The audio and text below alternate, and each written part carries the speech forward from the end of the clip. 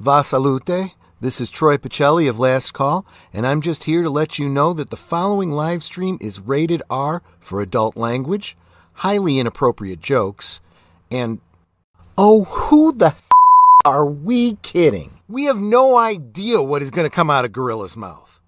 Viewer discretion is advised.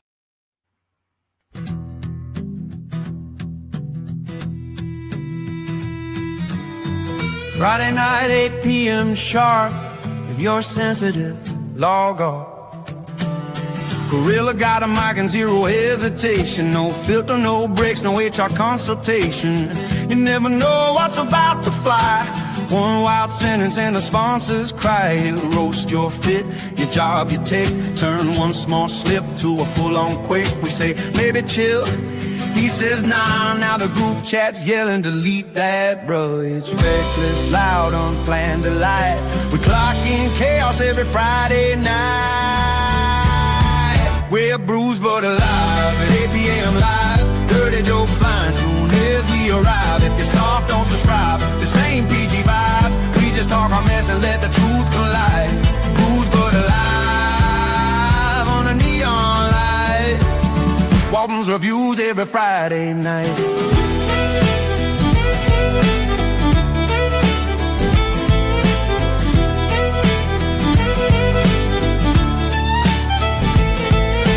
Germ in the back with a cynical tone. Half his humor sound, emotionally stoned. He don't yell, he just aims and fires. One dry comment cuts through the wires. He'll breathe in deep like it's tired of life. Drop one line sharper than a butter knife. A low energy, maximum damage. They'll make you question choices you ever failed.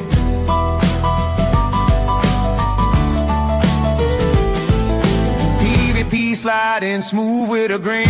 Little side jab, then it vanish again. He ain't loud, but the timing precise.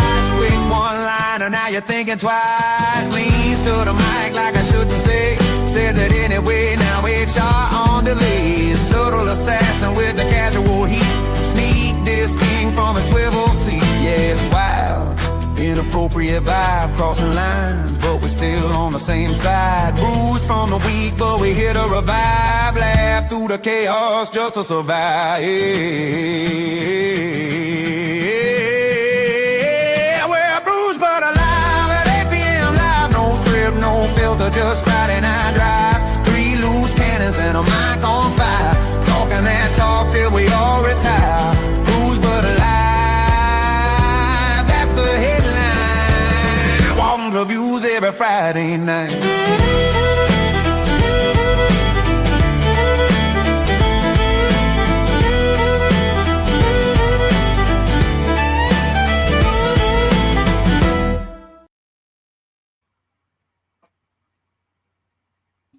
And hello, everyone, and welcome to another Waltons review. Sorry we're late. Some asshole fell asleep. I have absolutely no idea who that could have been. With me, I got Resolute Germ. How are you doing? Yeah, better than you, Gorilla. Yeah. Oh, how are you doing, PvP? Not too bad. Not too bad. Yeah. Well, let's go ahead and say hello to our chat there. Welcome, FKHC 2005. Welcome. He goes, hail. Here comes the dirty joke. In this week's episode of the Waltons, Grandpa Walton pizza off a tent. Or pizza tent or off. Hey. And hey there, Cynthia. How's it going? Welcome. Hey, Dan. Well, it shouldn't take too long. I absolutely have no idea how to feel about this episode here because I absolutely hate clip episodes of stuff. Yeah, I'm not a fan of them either. I still remember that Shades of Grey episode from Next Generation, which I loathe with a passion. I was concerned, but it didn't get totally clippy, thank goodness. It was only in a few. It seemed like mostly earlier in the episode, there were a few clip scenes here and there, but I was afraid it was going to go the whole damn episode, which thankfully it didn't end up doing. So that was one good thing. I have mixed feelings about it, though, this episode. Well, if it turned out to be what they originally made it to be, it would have been better. This is Yeah. supposed to be the series finale. Oh, really? Oh, wow. They weren't sure they're going to continue into season 6. Gosh. Well, Boy. this is Richard Thomason's last episode because he didn't want to continue after the 5-year contract. Okay, so they got the John Boy 2.0 in next season, didn't they? Yeah. Well, he goes off to New York. Oh, right. So he's actually gone for a while. Oh, got it. Because when did that other John Boy come in? That was later, a few seasons from now. They bring a new one in for the war. Okay, that sounds right. Yeah, boy. All right. So we'll go ahead and do our prologue here. It came as a coincidence that just as I finally completed my first novel, Elizabeth, for the first time, came enthralled with a book. I wonder if what I had written would ever be published and read half so avidly. Yeah. Now we all get those. We get our favorite authors and all that. That I'm not sure. Like my favorite author there is Margaret Peterson Haddix. I thought she wrote some pretty good books. I mean, they're like books for teens, but I still enjoy the books and all that.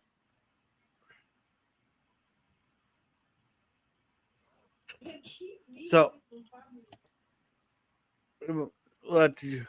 they're right along, and how the heck is she able to read? Well, they're sitting, like, I don't know why John Boy just didn't drive down there, but they're riding together on the back of the horse there. They're dropping, plop along. I don't know how she can still read. So we have John here. He comes in begging there, and I jokes with him that he could set his watch to John Boy there because apparently John Boy shows up right when the bag shows up before I could even have time to sort it or anything. Hey, I don't think she said anything. She's okay, but she's looking at the thing here, and she says she recognized one of the guys there, and they just play it off. That's just imagination and kid being kid, but we're talking about people that we're talking about people here who are wanted by the FBI. There, she says she spotted someone. How would you think they might take her a little bit seriously? Considering maybe there's someone hiding out in the backwoods there. It would make sense if you were wanted by the FBI to go off grid, yeah. Not when she's reading a child spy novel. Well, yeah, she's still a kid, so they're not going to take her too seriously. Yeah. And hello, Kevin. Hey, Kevin, how's it going? Welcome. How are you doing today? And it says another achievement is the stream is with Gorilla finding a woman to take, as well as to see Gorilla bitch in the morning about how much he hates clip show episodes. Huh?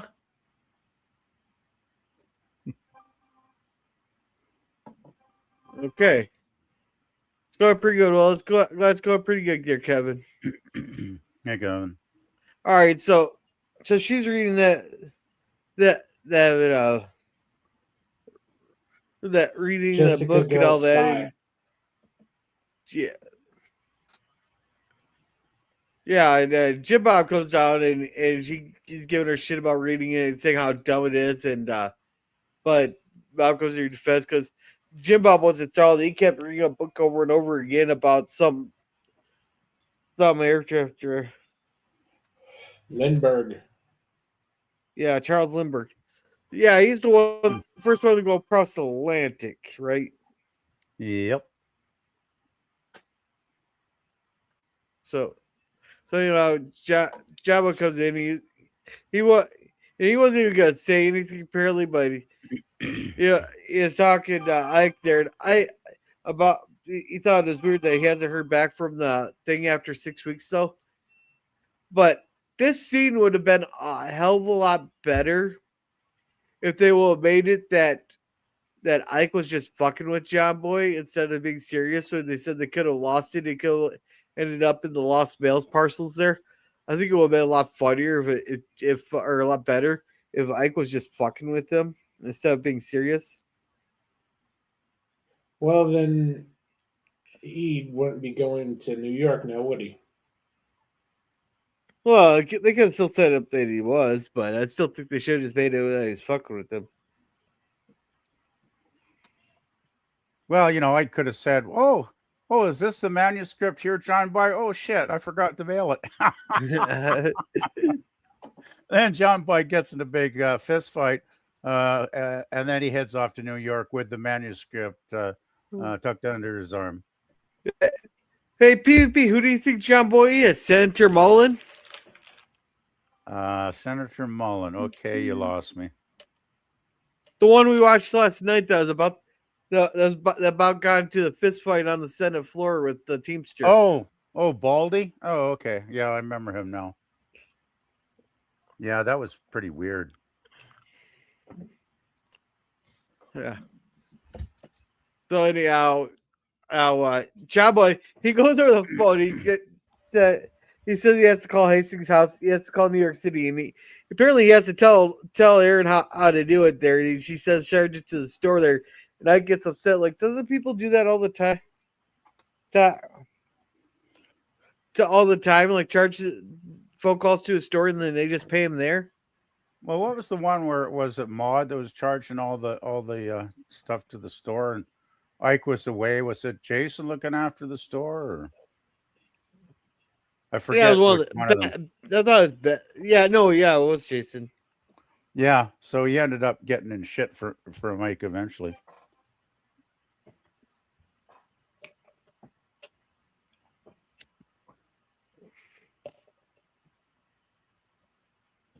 Yeah, so anyhow, she connects it through blah blah. Yeah, he calls her there, and she tells him that it could be 4 to 6 months before they even agree because it was an unsolicited writing. But would all the manuscripts be pretty much unsolicited? Because why would you go out and solicit something you don't know when it's being written? They would solicit it from certain authors that they have contracts with. And I suppose if you were connected, you might have an agent that would submit it on your behalf that might have a little more, weight with the publishing company. Okay. But yeah, I mean, just sending it in cold like 1,000 other people do every month or whatever. Of course, it's going to take a long time to get read.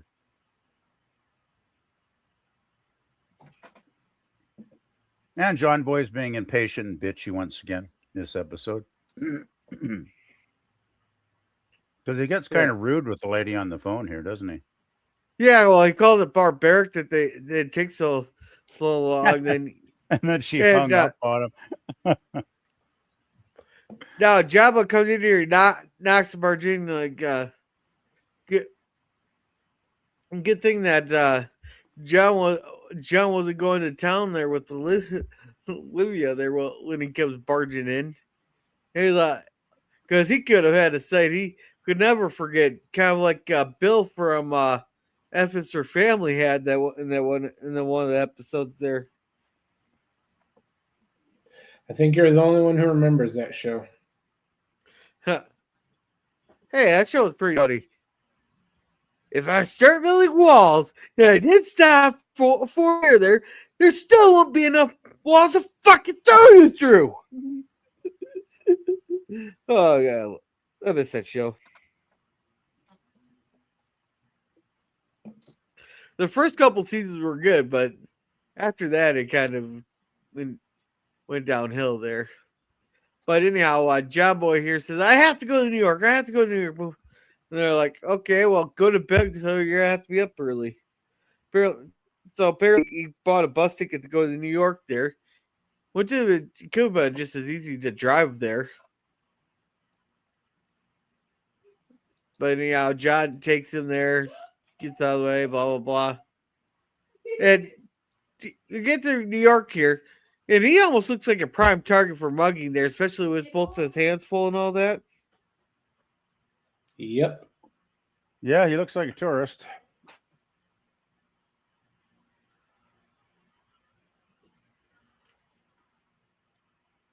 Yeah, so good thing he's in a nice to get to Hastings house here.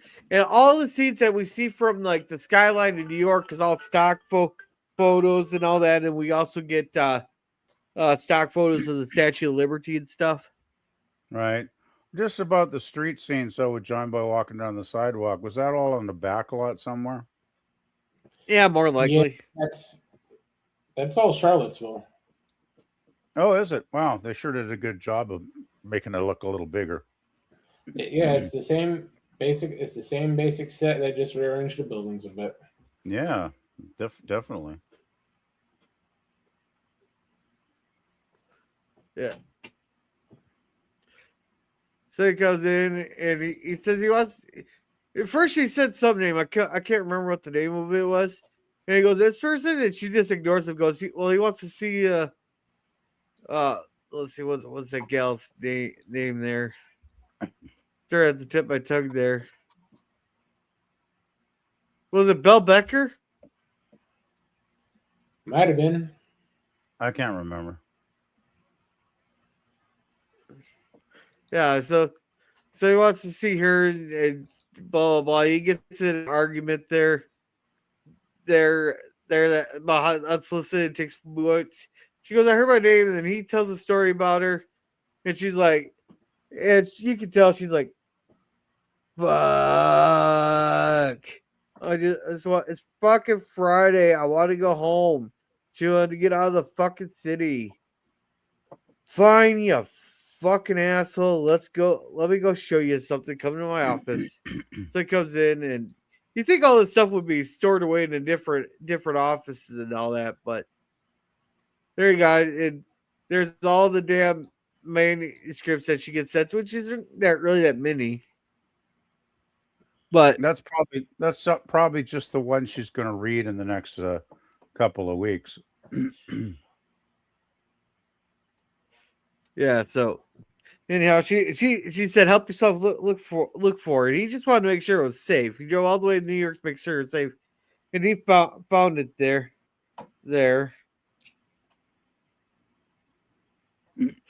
There, and he's hoping that she goes, here, just tell me about your story. Just tell me the novel. She wants the Cliff Notes reason, like the Cliff Notes version of the story. So he starts telling it. And here we go with the clip scenes. Yeah.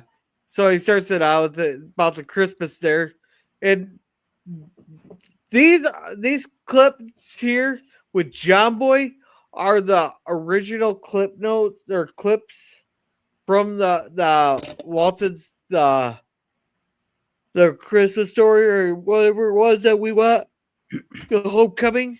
The Waltons the homecoming there, but since there was a different mom, and I can't remember I don't think Ralph Witt was in the original movie. Do you remember, Jerm? I believe he was.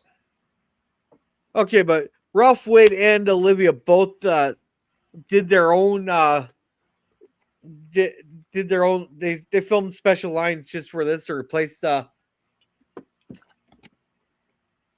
mom and stuff because they had a different mom. I think it was a different dad. I think the only one that's original was Ellen Corby and John Boy. Or maybe one of the other kids. But anyhow, it's back and forth. And she found, he's talking about when she found his journal under it. She says that he's ashamed and all that stuff, blah, blah, blah. And the guy was listening, and when Pa came home, he brings it. I don't know what the big chief is. Is that just a stack of paper? believe so.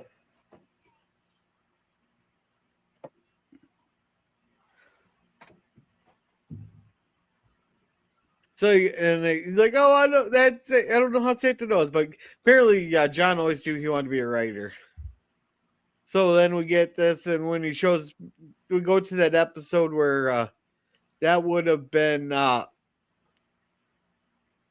typewriter there, I believe. When he shows Miss Hunter his first story, she types it out, and she thinks she send it in, blah, blah, blah. She was always encouraging him. We see this episode here. Then we get to Grandma, where this might have been part of the typewriter also. And she finally figured out what his inheritance was going to be. Which, don't get me wrong, because I've seen Ellen Cormier again. But I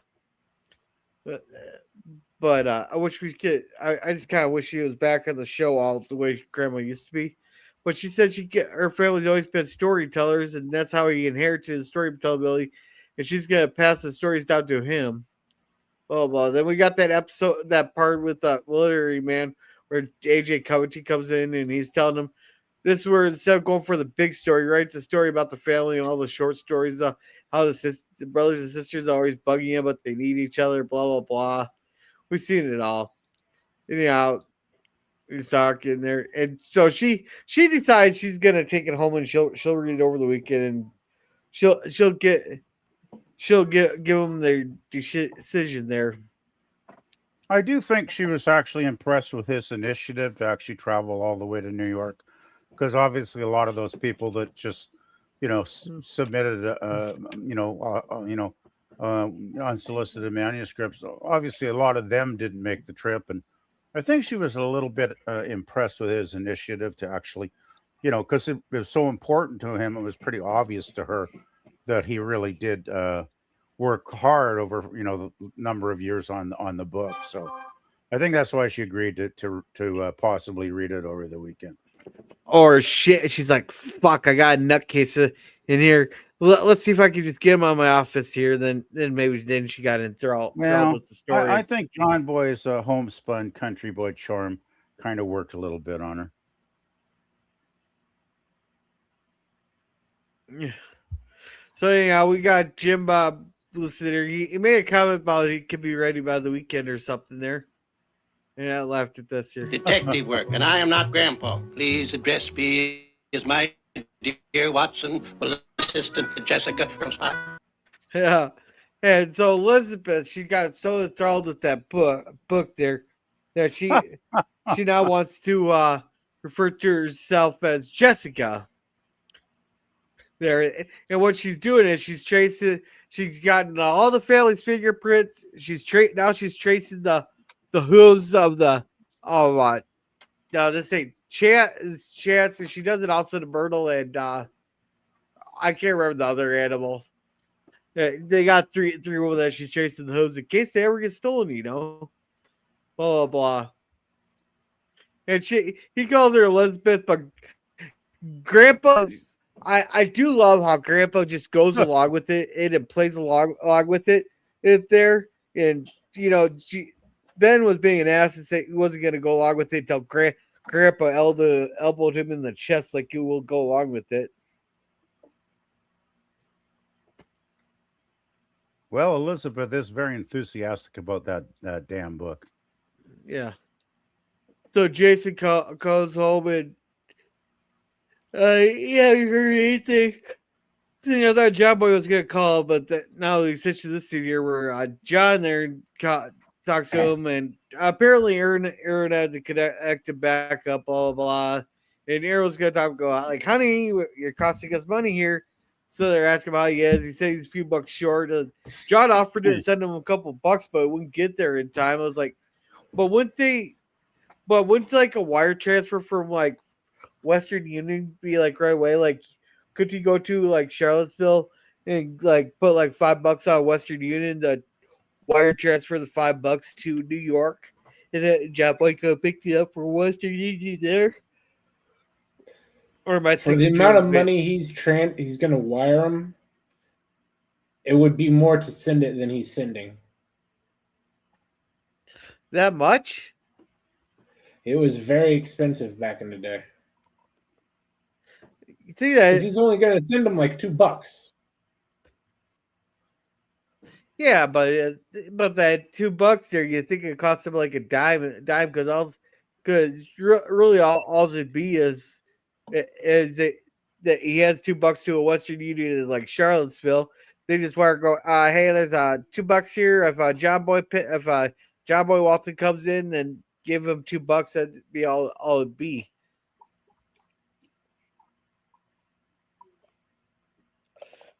There. But he says he'll just have to budget his money, blah blah blah, and they tell him again he's gonna stay till Monday to hear about it, blah blah blah. Oh, since So he it's goes over the off. weekend, the wire wouldn't go through until Monday. Oh, maybe, yeah, but I think that'd be like easily. It only cost him, if anything, like 10 cents.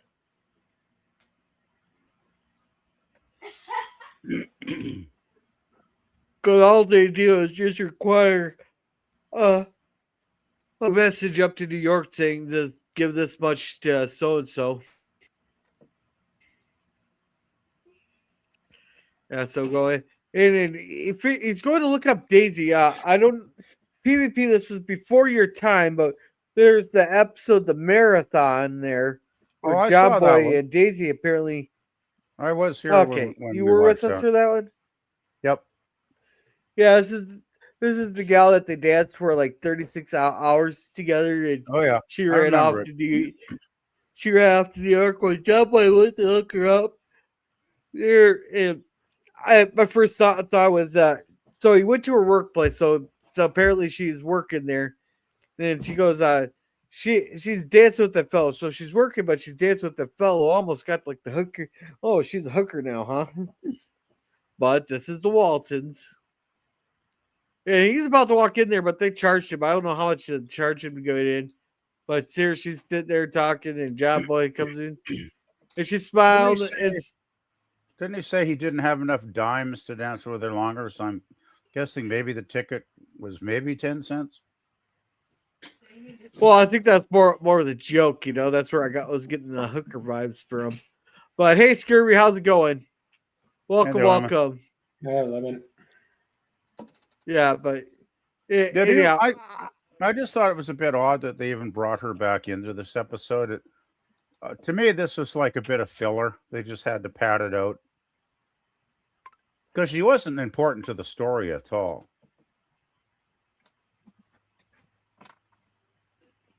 No, this whole episode was just padding in. I think it's not like her job decided they're gonna hook up together and live in New York together. Well, no, and I couldn't see her wanting that anyway because I always thought she was a bit superficial, even in that past episode. I don't think she had any real interest in John Boy, as an actual boyfriend or whatever. But I mean, I think the A story was the book, obviously, getting the book published. And I'd say the B story would be Elizabeth and her spy girl, shtick. And this would be like a C story, for crying out loud, which seems pointless, utterly pointless. This is part of the A story. Well, it sure feels like unnecessary padding to me. But whatever. I guess it's better than endless clips. But anyhow, I don't like her short hair. I think she just does not look good with short hair. Women rarely do.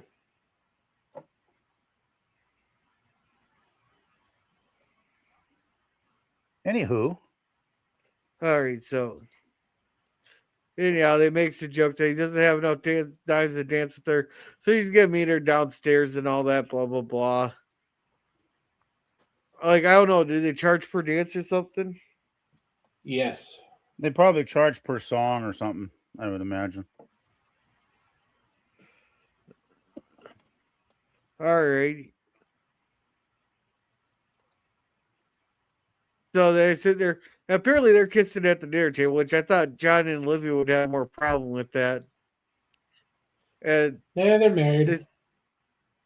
they're just sitting there, they're talking, and they're making a laugh. Like they make someone makes a joke about a fighting and all that, and he goes, "You guys don't fight, do you?" Yeah, about once a week, and without a beat, curses about once a week.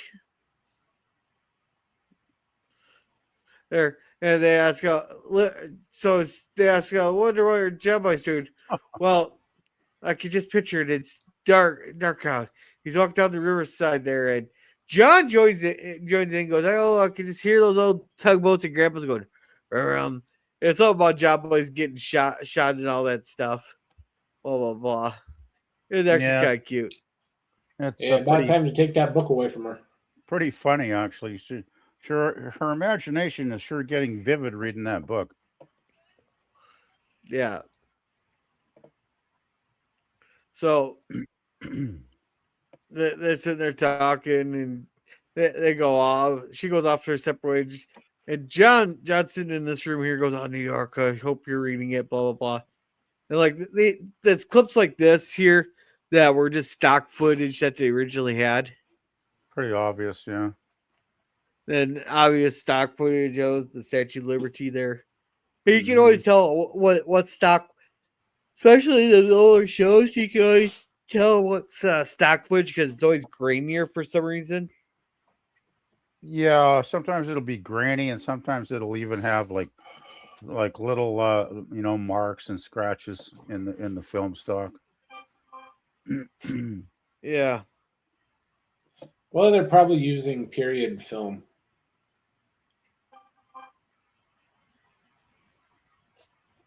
They actually took footage from 1938 of the Statue of Liberty out of New York. Oh, I got you. Kind of like they did with the Hindenburg. Oh yeah, and they just superposed John Boy and that other guy on there. There. So anyhow, he goes and actually meets that author there, that Jessica Edith something. There, and this is their brother, and it turns out that I would have wanted, instead of the clips there, he could just like start the story there and kind of got to the end screen. I wanted to hear more about this author there. Like she passed away, but they never mentioned like what she passed away from or nothing. No, we didn't That get may any have been detail. a little bit too gruesome for a family show. Use your own imagination. Gotcha. Not your imagination. I'd use a normal person's imagination.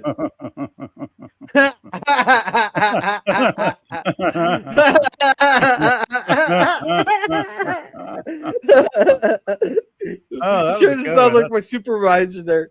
Yeah, You started to sound like my supervisor, John. There. When I start laughing, there, and the supervisor, we'd all be sitting there laughing at the table there, and the supervisor, he walked past, he'd stop, and they just like point at me. Well, George said, "Nope, I don't want to hear. No, I don't want to know." But Screwy says, "She's a hookah from Kojak."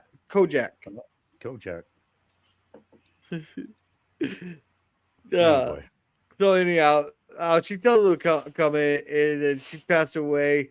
He tells a story about Elizabeth's big fan. She takes the persona of Jessica that she wrote a letter. She's a 12-year-old with she's small for her age. She has cute red hair, blah. And apparently the English have a distinct face and all that. Yeah, so anyhow, yeah, and it choked her up when she said she wanted to hear another thing here. But what she does is, this is awful sweet. I was actually half expecting her just to hand the whole script of what she was working on to John Boy, but it's just one sheet there, and she gave him an autographed copy of the book and all that. Yeah, she gave her the whole manuscript. Elizabeth would have been reading for days and days. Yeah. But no, she just gives them one page in her own handwriting. But then she goes, "Oh, I miss the company of writer there. She goes talking about Gold. John Boy says it's the second album because the first one got burnt up in the house fire here, and they're talking about the fire and all that, and how they had to rebuild it. You just can't rebuild it the same because they didn't have the materials and stuff. Blah blah blah. We already seen that scene. Yep. Now he rewrote it down by the creek there. Blah blah blah. She was happy. Now this gal actually opened up opened up to him more when he came back on Monday. There, she opened she opened up a lot more because she said that some name or Adams there. She goes, mm-hmm. There, and the one gal comes out. She there. He comes home, and we get that annoying Jim Bob here actually got the car up and running there. There, running there, and he gets the honk the horn. That car horn's so fucking annoying. Yeah, it is kind of crap. Yeah, I'm pretty impressed though. Jim Bob built a whole damn car that actually runs decently at least. Well, Jim Bob there, which he wants to be called Jim now in this episode instead of James Robert there. He's what you call the Scotty of the Waltons. Yeah.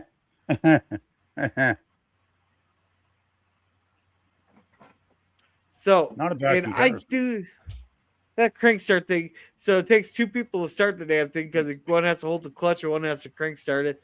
Blah, blah, blah. They come in, honking the horn. And he goes, they did it. He did it here. He got $150 advance. So was it 1938? Yep. So that in today's money, you want to do the conversion there?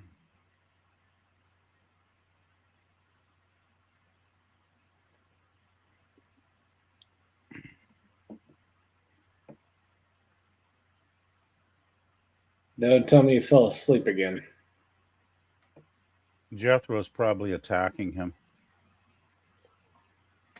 Well, if Jethro was doing his job, he wouldn't have fallen asleep in the first place. That's true. No, it's his damn mic there. So in 1938 there, it's $3,376 he was given for as an advance on his book there, and they ordered more books from him. So then you're not even gonna see how well it sells. They're already ordering more books. Well, obviously, when she read the manuscript, she was impressed enough to actually have confidence that he could actually be a productive writer. Yeah. So it comes in and you got the contract, blah blah blah. It comes in. Yeah. Elizabeth, he hands Elizabeth the book. She's like, I already got this one. I wanted a different book. Then he's like, well, then she's like, well, honey, she died, and your mother gave you this book that's especially autographed for her, and this hit her hard, kind of like everyone has that like one celebrity that hurts that everyone gets affected more than by like others, like when Ozzy passed away, a lot of people died there. I got a little bit more affected when Toby Keith died because I grew up listening to him. Everybody has that one celebrity that when they pass away, it's like it hurts more. Well, this was Elizabeth there. She didn't know how she'd feel the same.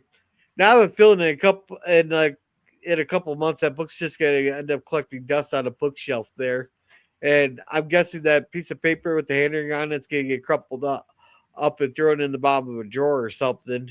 It has the handwriting from their author in there. I don't think it's going to be intact there. What do you guys think? Survive.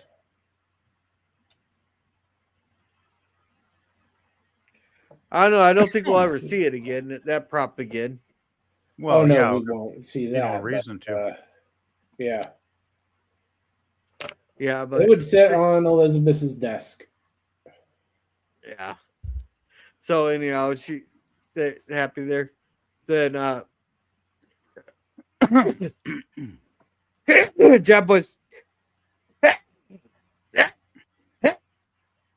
ooh, hoofda. All right, so John Boy's talking about how they were couples, and he goes, "Well, this way, I might know how you feel there. Curtis forgot to wrap it one night, and Dad, you're going to be a grandpa."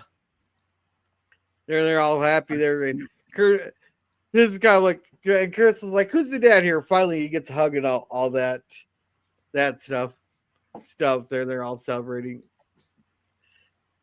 Then this is where we get the scene there where inside doing the test, and he's just talking about leaving for New York and how like people who live in New York take advantage of it, and just a farm boy is magnificent and all that blah blah blah. And Elizabeth goes in and says, "I got to fix your socks and all that." Grandpa's like, just got coughing. He's kind of sad. Sat there, and John gives his usual facial expressions, gives them a hug, and everyone has to go off on their own, and John Boy just walks off into the night. There, and he looks back to the house, smiles, and just leaves. So then we'll get on to our epilogue here. I did leave Walton's Mountain to live and work in New York City. I wrote more novels and raised a family of my own. Today we live in California. Why you want to live in that shithole? I don't know. Oh, whoops, sorry. But no matter where I am, I call the call of the night bird, the rumble of a train crossing a trestle, the scent of crabapple, the lowing of a sleeping cow can call me home again. In memory, I stand before the small white house, and I can still hear those sweet voices. All right, so yeah, this is the final regular appearance of Richard Thomas as John Boy in the series. He chose not to extend his contract past the 5-year limit there, but he appears in a couple episodes of season 6, and they revised his role of John Boy in the final 3 movies. And 3 of the movies specials there. We learn that Elizabeth is 12 years old, and Jim Bob now wants to be called Jim instead of James Robert there. I think that's all the special notes for this episode there, because we talked about Michael earning her off weight, doing their special things there. So we're going to start with PvP. What would you rate this? Not an easy one to rate. I was damn happy that John Boy finally finished that damn novel. So that was good, because I was getting a little bit sick of him talking about his bloody book every season. So that was the positive. Let's see. I suppose the publisher, going to the publisher's office and getting her to read the manuscript, that was all right. The clip stuff sucked, of course. I didn't really appreciate most of that, even though I guess it was a cheap and quick way for them to tell the backstory in the context of the episode. I kind of probably enjoyed the girl spy with Elizabeth, the B plot. I think I enjoyed that just as much, actually, because it was kind of funny. How she was so serious and her antics, so dedicated to that book. I kind of thought that was pretty funny. I enjoyed that B plot. Let's see. Jim Bob's car, that was nice that he finally got the damn car on the road. Yeah. Seeing the old girlfriend from the dance hall, that didn't really add much to it for me. Yeah, for a season finale, it wasn't really all that strong. The more I think about it, man, this is a tough one. Like, there's no way it's even close to an A, and even a B level. I'm struggling with even giving it a B level. Even though it was nice to see John Boy's novel finally going to get published. I'm going to give this one like a C plus. I don't think there's anything too special about it. Yeah, C plus sounds good. I'll give them credit for altering an existing story to fit what they thought was going to be a series finale. They wrapped up all the questions they had left standing. So if it had actually been the series finale, it may have made it to a B-, but it has to be a C+ because everything is obviously rushed. And Richard Thomas, how did Battle Beyond the Stars work out for you, kid? Nice career choice there. Yeah, Who's the nice career choice? Richard I missed that. Thomas. Oh yeah, when he became Space Jam Boy. Yeah. And I don't. Did he ever get another TV series again? I can't remember if he bloody did. Not that I remember. Yeah, I can't. Nothing pops into my mind. Well, it's like with what's her name? The Crosby chick that played Tasha Yar in Next Gen. I mean, she could have had a nice paycheck for another 6 years, but she's like, oh, they're not writing enough about my character. Oh, I'm not important enough. Oh, this show sucks. I want to leave. Blah blah blah. So they killed her. It's like, hey, you don't like being on the show? Okay, we'll fix that for you right away there, dear. And what did her career amount to after that? Not much of any interest that I can remember. Not really a lot. Well, it's like McLean Stevenson and MASH. That's another one. He did what? First three seasons, I believe. Then they shot him down in a helicopter, and his career was pretty much, He retired. Flatlined. Eh? He retired. No, he did the Leonard McLean Blake? Stevenson show. He tried to do the McLean Stevenson show because I remember that show, and it didn't go well. I think it got canceled after one season. Let's see. Richard Thomas, his most prolific job after the Waltons. He is in some movies. He is in 10 episodes of Ozark. That's the most regular thing he was ever in. Good Lord. And then that's 46, 47 years after he quit this show. Wow. Yeah. Yeah. And hey, JPRH1, how's it going there? Like me there, like I want to give it a bump up there because I'm gonna give it a C there just because it is Richard Thomas's it's his swan song, or am I using that right? His swan song where he's leaving the show, or what do you call that? That's not a swan song. There's a term I'm thinking of. I can't remember what it is. But Magnum opus is what? Magnum opus. There we go. Whatever that means there. No, scare me. Some asshole here fell asleep, so it never got put up. No, it is. But I hate clip shows. I think they could have done more. That Daisy thing was kind of pointless, and like it would have been one thing if like her and John Boy moved in together, we'd actually get to see that, or they made some kind of effort to make that point. Otherwise, it's he's just going to see an old fling. There, pretty much. Yeah, I thought the Daisy stuff was superfluous of the episode. It wasn't really needed, any of that Daisy stuff. It really didn't add anything.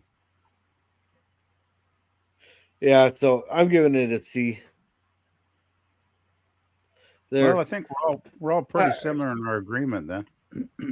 Yeah, so thanks for everybody for coming to the review. PvP, what do you got going on? Not much stuff to do around here. Have supper later. Nothing too exciting. Alrighty, and Jerm, what do you got going on? Tomorrow we conclude the Romulan arc for the pre-show watch party. Sunday we have Marshals episode 1, and on Monday Godzilla versus Biollante. All right, thank you. As for me, we'll have the series of unfortunate events on Sunday. Then on Tuesday, Thursday we'll have the Silverback Slouch.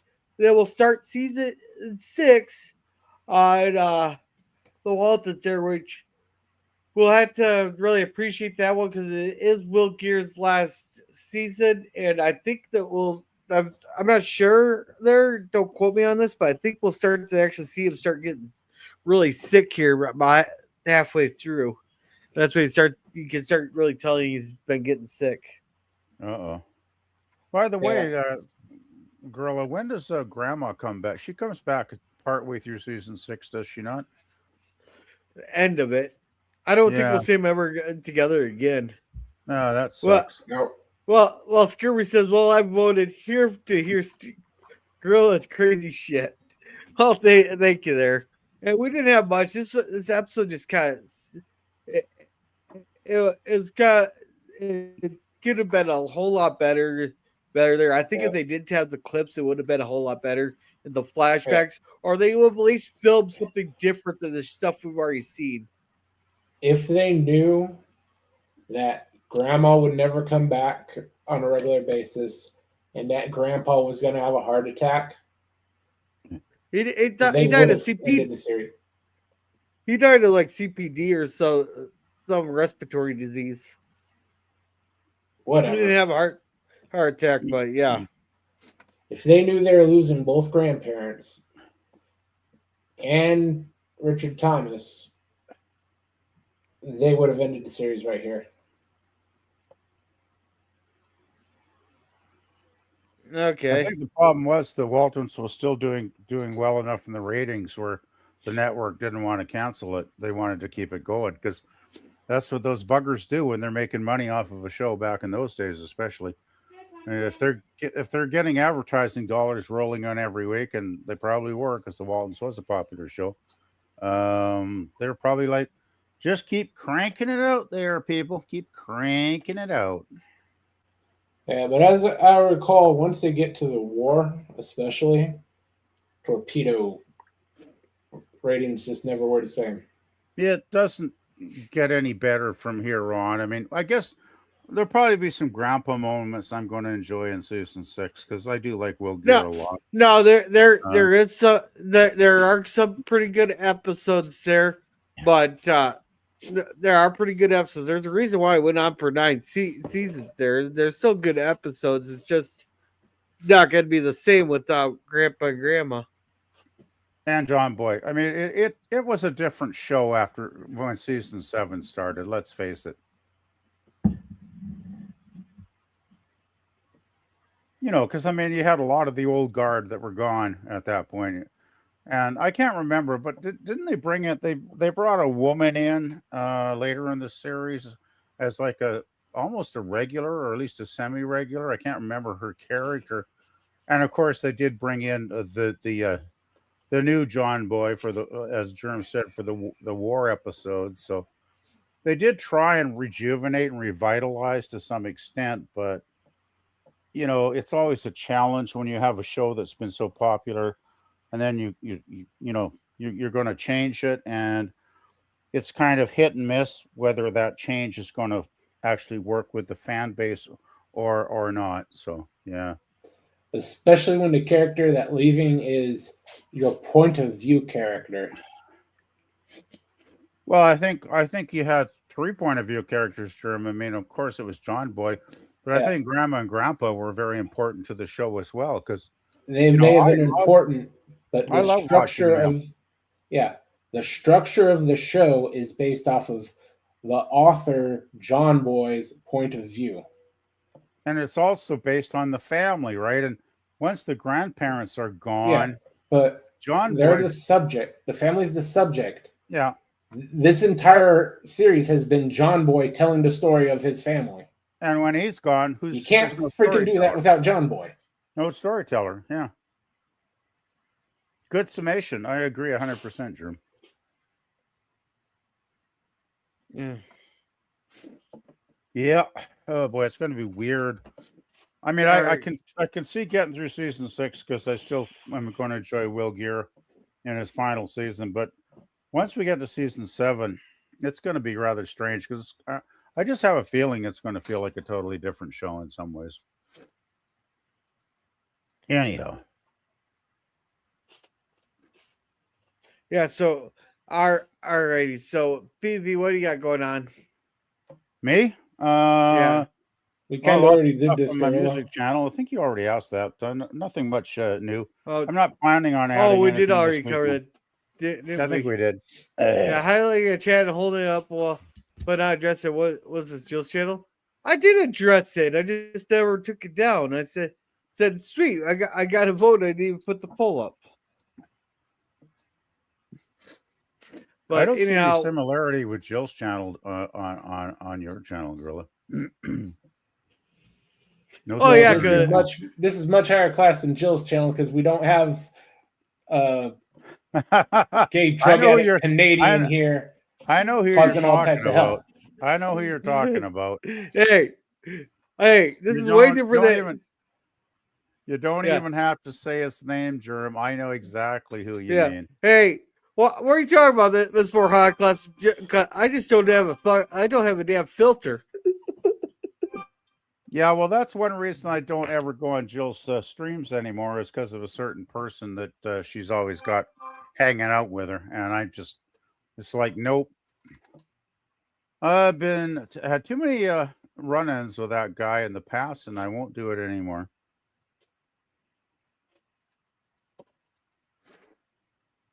Because he can be a real jackass at times. Yeah, that's fine, Scooby. I missed a lot of stuff there, but I'm gonna head back to bed. There, I am freaking exhausted. Just make sure you lock Jethro out of their bedroom. He doesn't even come in there sleeping more. That fucking traitor. You're probably lucky. He'd probably eat your face when you're sleeping. No, he'll come up there and he'll lay down and I'll start petting him and then all of a sudden he'll like if he doesn't like me petting him, he'll start biting me. That's what I'm saying. He's got a taste for your human flesh now, Gorilla. You better be careful. He remembers that time you took him to the vet and he was no longer a male. I can see. Well, it's kind of justified then, isn't it, Gorilla? I mean, just think. I guess we call that justified. Well, I was just thinking, poor old Jethro can't literally get any more pussy in his life. Okay, bad joke. Whose fucking fault is that? Well, you took him to the vet, didn't you? You're the one who did that to him, Gorilla. Well, maybe. Well, male cats have a problem that's having a spraying all over the place there, and I was making sure not to have that. Yeah, marking territory or whatnot, isn't it? Just like politicians, they kind of spray their stupidity around.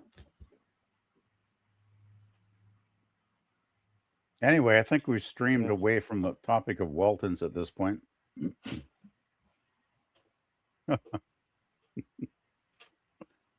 Hey, we did well tonight. We did we did the episode in probably like 80 something minutes. This is pretty good. Yeah, it's Gerby says get some freaking sleep, that girl. I will.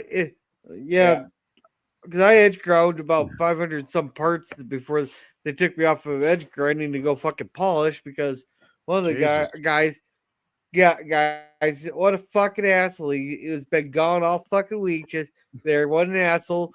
Being in the hospital with his daughter there. What an asshole taking time off work. Selfish bastard. They had you edge grinding for what, 500 parts? Like, holy crap. That sounds brutal. Well, parts came in and they need them done. I hope you're wearing safety glasses and didn't get any more of those splinters in your eyeballs. Yeah, I always wear safety goggles, but every once in a while, a piece will get underneath the gasket. You polish your own knob there. He can get fired if he doesn't, and in some states he can get arrested. Why would I get arrested? Because in some states it's illegal. Okay. All right. So, but Thank you everyone for being here. I'll be on Sunday. Maybe I might even stream tomorrow night. We'll see. But thank you everyone, and just remember. Look, here's We're the gonna be thing. fine. Listen, I'm gonna be honest with you. I'm kind of retarded.